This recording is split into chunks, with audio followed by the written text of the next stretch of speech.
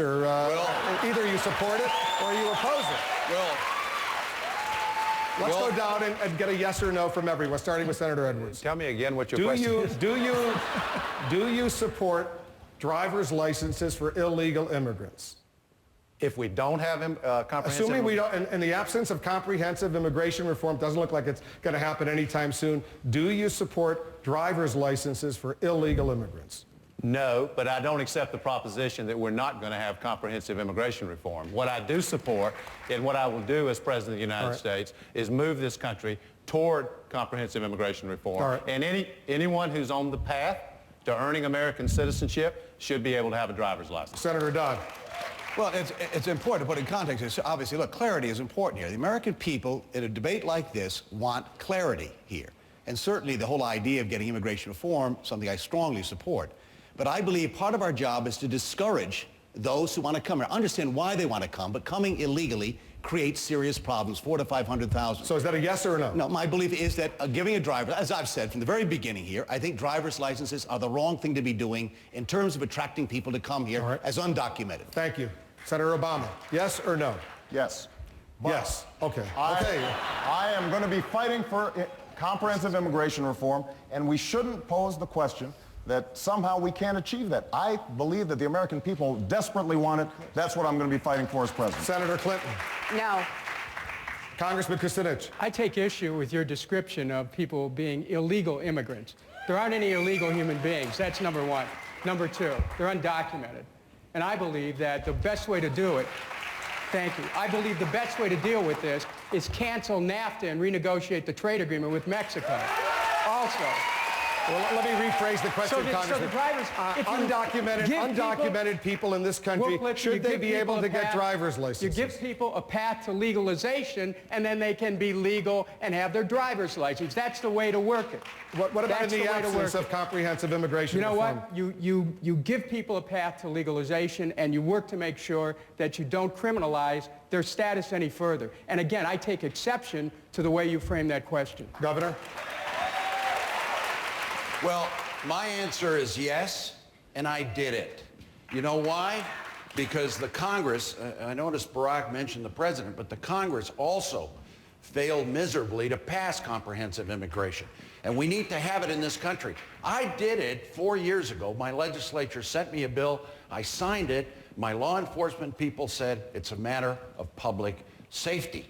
What we need is public safety, a reduction in traffic fatalities. We wanted more people to be insured. When we started with this program, 33% of all New Mexicans were uninsured. Today it's 11%. Traffic fatalities have gone down. It's a matter of public safety. The states have to act when the federal government and the Congress doesn't act. The answer is comprehensive immigration. The answer is your answer is yes. Secure the borders, a stronger relationship with Mexico. Those that knowingly hire illegal workers should be punished, and a path to legalization. That is the solution. Senator Biden? No. John Roberts?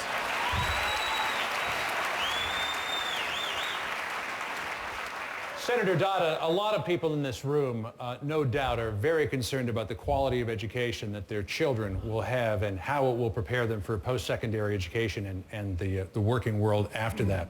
In workplaces across America, it's pretty common practice to reward high-performing employees with pay raises and to terminate bad employees. However, in our education system across the country, by and large, in our nation's public schools, teachers' unions make it difficult to do that.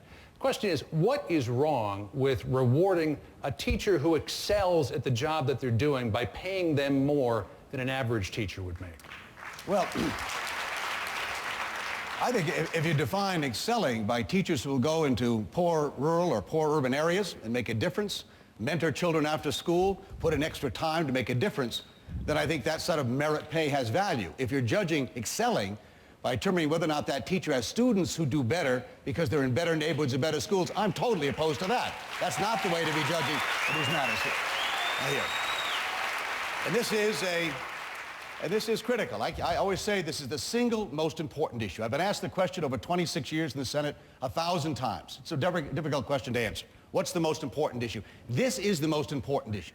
Every other issue we grapple with depends upon our ability to have the best educated generation we've ever produced. And we need to have, in my view, far more cooperation at the national level. We spend less than 5% of the national budget on elementary and secondary education. That is deplorable, in my view. It's basically Title I. We need to fundamentally reform No Child Left Behind. No Child Left Behind is a disaster for most schools and most people here. I'll make it real quick.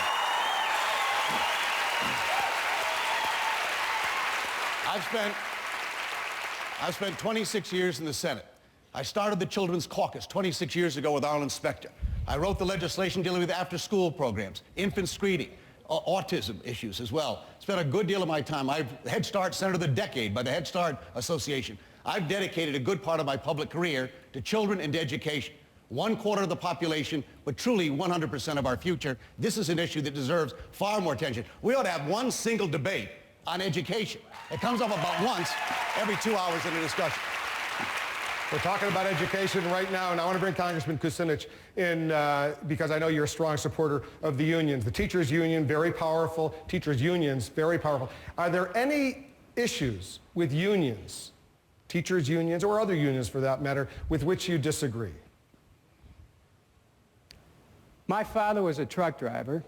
He was a member of the Teamsters. I happen to be a member of the IATSE. I think that the union movement is essential to upholding human rights. And I think that if we had trade agreements that had workers' rights in them, that would lift up conditions for workers in this country and in all countries. So I'm the candidate of workers in this campaign because I've stood for jobs for all, full employment economy, health care for all, education for all.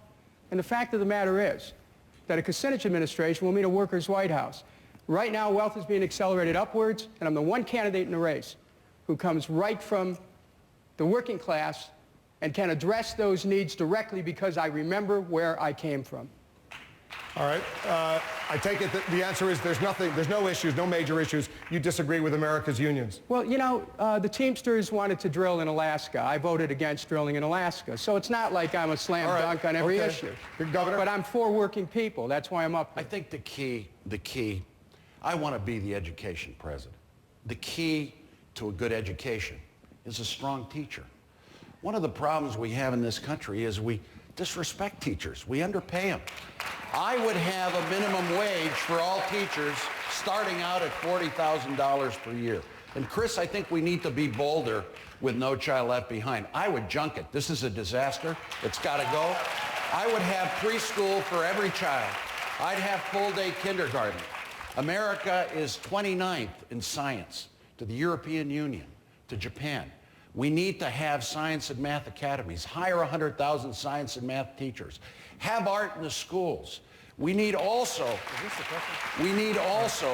to have a college education policy that deals with these huge loans that are killing our college students. What I would do, and you know, we're at a great college here. What I would do is, in exchange for 2 years of tuition, government pays tuition, 1 year of national service for this country. Those are the kind of creative solutions we want in this country. Thank you, Governor. Thank you very much. I want Senator Clinton to weigh in on the issue of merit pay. If there's a teacher out there who's doing a great job, should that teacher get a bonus for doing a great job? That individual teacher who works really hard, does a great job educating young people. Well, I support school-based merit pay for a lot of the reasons Chris was talking about. We need to get more teachers to go into hard-to-serve areas. We've got to get them into underserved urban areas, underserved rural areas. But the school is a team, and I think it's important that we reward that collaboration. You know, a child who moves from kindergarten to 6th grade, say in the same school, every one of those teachers is going to affect that child. What if there's an excellent teacher in that team and a crummy teacher in that team? A teacher who's simply riding along and not really working very hard, not really educating those young kids. Do you give just everybody the merit pay, or do you give the individual teacher? Well, you need to weed out the teachers who are not doing a good job. I mean, that's the bottom line. They should not be teaching our children. One or the other. I mean, what I believe so strongly is that